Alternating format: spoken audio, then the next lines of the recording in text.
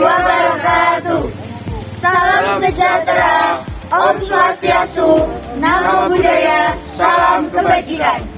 Halo pemirsa.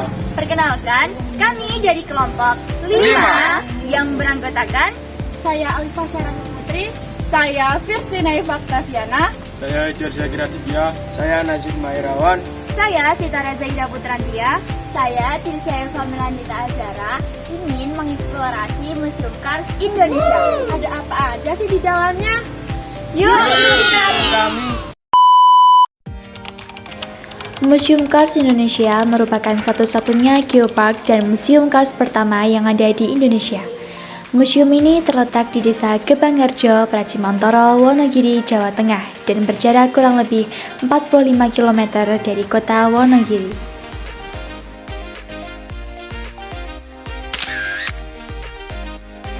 Oke, let's move on ke bagian dalam Museum Cars.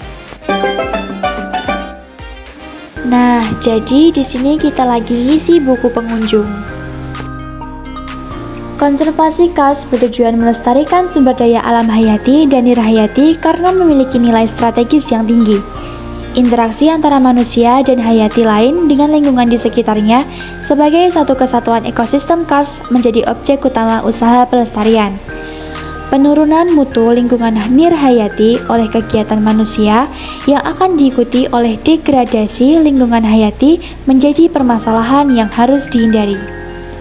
Ciri-ciri batu gamping berongga yaitu pejal, keras, berongga, berwarna coklat muda hingga coklat kemerahan, berfosil, rongga diisi oleh kalsit hasil penghabluran ulang larutan kalsium karbonat.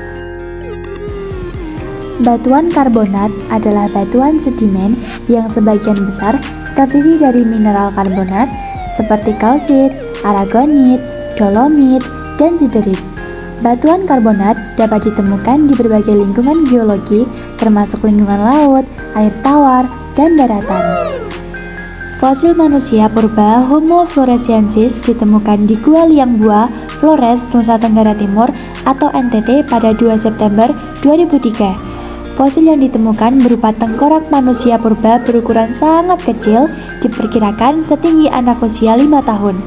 Manusia purba ini juga dikenal sebagai hobbit dari Liang Bua. Nilai ekonomi kawasan Kars tergali dari pemanfaatan sumber daya air, kehutanan, pertanian, perkebunan, peternakan, perikanan, pariwisata, dan bahan galian atau tambang. Sebagian hutan di kawasan Kars yang dikelola oleh perhutani menghasilkan kayu yang bernilai tinggi seperti jati, mahoni, dan sonokeling. Nilai ekonomi hutan tersebut akan meningkatkan dan berkelanjutan manakala luas hutan produksi sebanding dengan luas hutan konservasi. Hewan di kawasan Kars tinggal di atas dan di bawah permukaan tanah, pada celah atau retakan batuan atau pada sela-sela bongkahan batu. Beberapa jenis hewan yang sudah lama terjebak di dalam gua yang panjang akan mengalami evolusi, di mana anggota tubuh yang tidak berfungsi di dalam gua akan hilang atau digantikan oleh lainnya yang lebih bermanfaat di lingkungan gua. Tatanan sosial budaya masa lampau dimulai oleh manusia prasejarah yang memanfaatkan kawasan Kars sebagai tempat tinggal seperti gua dan ceruk. Iklim yang dingin memaksakan mereka untuk tinggal dan menetap di dalam gua. Mereka sudah mahir membuat peralatan dari batu, kayu, tulang, gading, dan tanduk, bahkan membuat api untuk menghangatkan tubuh. Mereka adalah seniman pertama yang membuat lukisan, goresan, dan pahatan pada dinding dan ceruk gua. Seni prasejarah mereka menyebar di seluruh dunia, termasuk Eropa, Afrika, Amerika, Asia, dan Australia. Karstifikasi yang dimulai sejak akhir tersier menerus hingga sekarang, pelarutan yang difasilitasi oleh struktur geologi sesar kekar membentuk morfologi yang khas berupa menara. Oleh karenanya, Kars Maros Pangkep berdiri dan sekaligus menjadi contoh terbaik Kars tipe menara di Indonesia. Sebagian kawasan Kars yang berada di wilayah Kabupaten Maros termasuk dalam kawasan Taman Nasional Batimurung, Bulu Saraung. Karstifikasi yang melibatkan batuan karbonat formasi Oyo dan formasi Wonosari dimulai sejak seluruh cekungan Wonosari terangkat ke permukaan laut pada permulaan zaman kuarter. Karstifikasi yang difasilitasi oleh jenis batu gamping, stratigrafi, dan struktur geologi di kawasan Gunung Sewu membentuk karst tipe kerucut. Interaksi antara masyarakat dengan lingkungan karst di sekitarnya yang sudah terjalin lama dan berhasil membentuk tatanan sosial budaya yang khas. Nilai yang beraroma spiritual atau legenda dalam bentuk tari-tarian daerah bermunculan dan semuanya dapat dijadikan sebagai aset keragaman budaya nasional.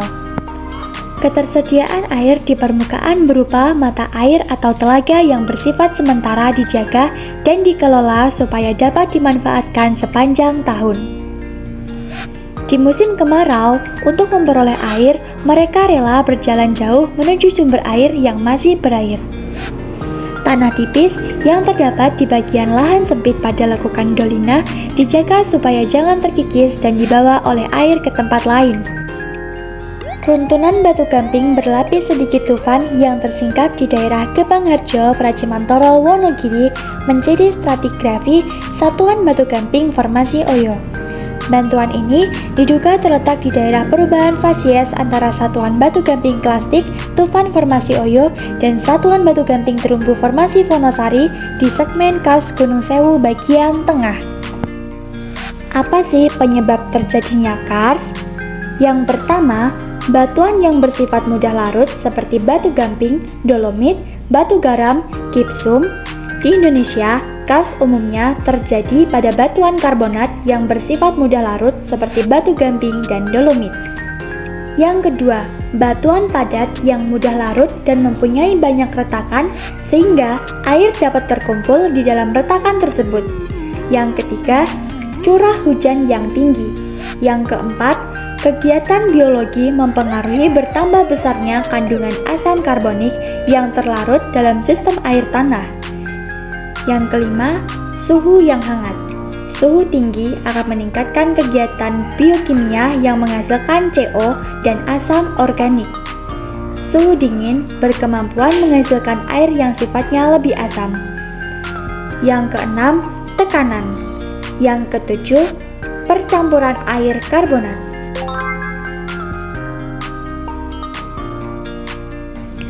Lebih dari 90% batuan karbonat di dunia disusun oleh kalsit dan dolomit. Mineral-mineral itu dapat hadir bersama-sama dengan unsur pengotor seperti kuarsa asal darat atau mineral lempung. Batuan karbonat bahkan juga mengandung mineral autigenik bukan gampingan seperti rijang, gipsum, anhidrit, dan pirit. Batu gamping dan dolomit atau batu dolo menyusun sekitar 1/6 jumlah batuan sedimen yang ada di dunia, sehingga hampir dijumpai di setiap runtunan batuan sedimen. Batu gamping lebih mudah lapuk dibanding dolomit. Di alam ada kecenderungan jumlah dolomit dan batu gamping semakin bertambah selaras dengan umur batuan. Satuan batu gamping yang berkembang menjadi karst dikenal sebagai formasi Oyo dan formasi Wonosari. Setempat berkembang formasi Kepek, yaitu sebagai satuan batu gamping termuda di wilayah Gunung Sewu.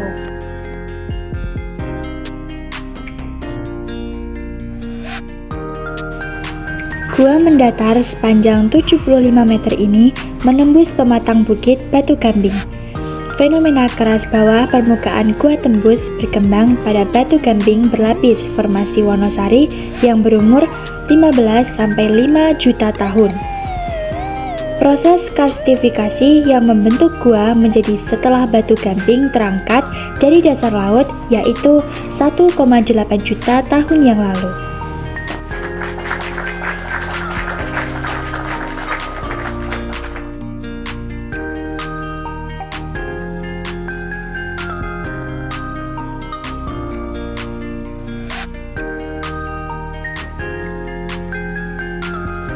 Seru banget nih, bisa keliling sambil belajar di Museum Karst Indonesia.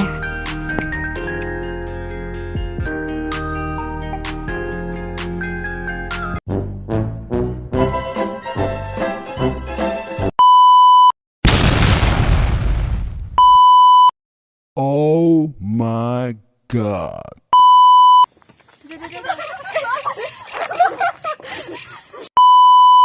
Salam.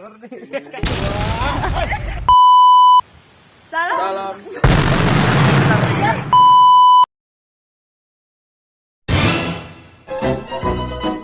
Sekian, terima kasih. Wassalamualaikum warahmatullahi wabarakatuh. Jangan lupa ditonton ya.